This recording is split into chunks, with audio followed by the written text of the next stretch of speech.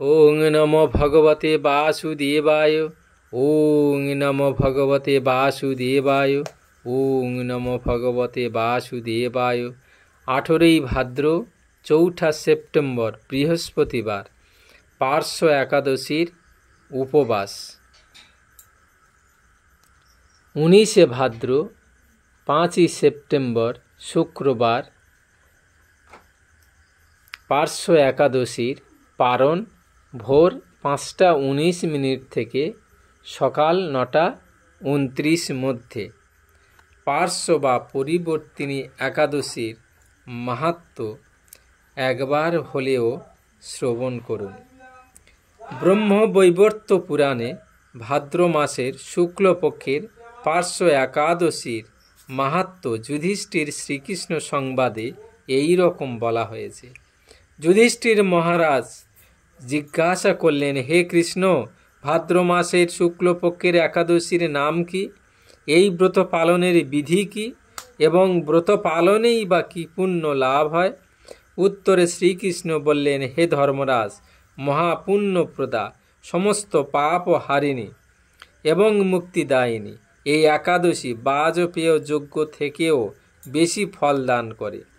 যে ব্যক্তি এই তিথিতে ভক্তি সহকারে ভগবান শ্রী বামনদেবের পূজা করেন তিনি ত্রিলোকে পূজিত হন।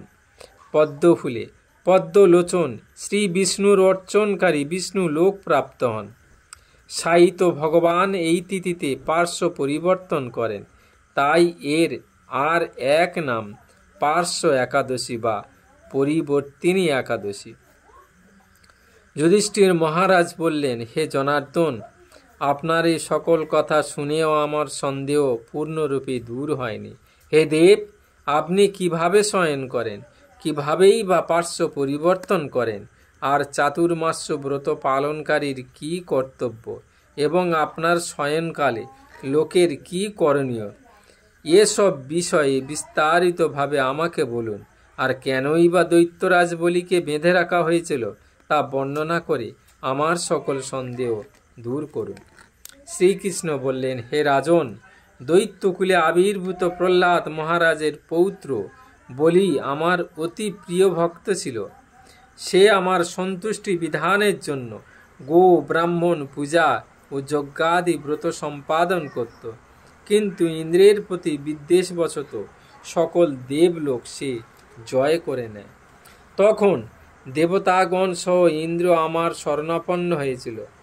তাদের প্রার্থনায় আমি ব্রাহ্মণ বালক বেশে বামন রূপে বলি মহারাজের যজ্ঞস্থলে উপস্থিত হলাম। তার কাছে আমি ত্রিপাদ ভূমি মাত্র প্রার্থনা করেছিলাম। সেই তুচ্ছ বস্তু থেকেও আরও শ্রেষ্ঠ কিছু সে আমাকে দিতে চাইলেও আমি কেবল ত্রিপাদ ভূমি গ্রহণে স্থির থাকলাম।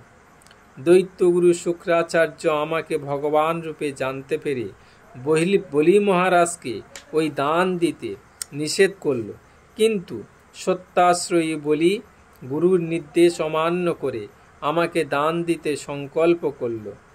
তখন আমি এক পদে নিচের সপ্তলোক আর এক পদে উপরের সপ্তভুবন অধিকার করে নিলাম। পুনরায় তৃতীয় পদের স্থান চাইলে সে তার মাথা পেতে দিল। আমি তার মস্তকে তৃতীয় পদ স্থাপন করলাম। তার আচরণে সন্তুষ্ট হয়ে আমি সর্বদা তার কাছে বাস করার প্রতিশ্রুতি দিলাম। ভাদ্র শুক্লপক্ষিয়া একাদশীতে ভগবান শ্রী বামনদেবের এক মূর্তি বলি মহারাজের আশ্রমে স্থাপিত হয়। দ্বিতীয় মূর্তি ক্ষীরসাগরে অনন্তদেবের কোলে শয়ন একাদশী থেকে উত্থান একাদশী পর্যন্ত 4 মাস শয়ন অবস্থায় থাকেন। এই 4 মাস যে ব্যক্তি নির্দিষ্ট নিয়ম ব্রত বা জপ তপ ব্যতীত দিন যাপন করে সেই মহামূর্খ জীবিত থাকলেও তাকে মৃত বলে জানতে হবে। শ্রাবণ মাসে শাক, ভাদ্র মাসে দই, আশ্বিনে দুধ, কার্তিক মাসে মাসকলাই বর্জন করে এই 4 মাস শ্রীকৃষ্ণের আরাধনা করতে হয়। প্রতিটি একাদশী ব্রত যথাযথভাবে পালন করতে হয়। সাহিত্য ভগবান পার্শ্ব পরিবর্তন করেন বলে এই একাদশী মহাপুণ্য ও সকল অভীষ্ট প্রদাতা। এই একাদশী ব্রত পালনে 1,000 অশ্বমেধ যজ্ঞের ফল পাওয়া যায়। ওং নমঃ ভগবতে বাসুদেবায়। ওং নমঃ ভগবতে বাসুদেবায়। ওং নমঃ ভগবতে বাসুদেবায়।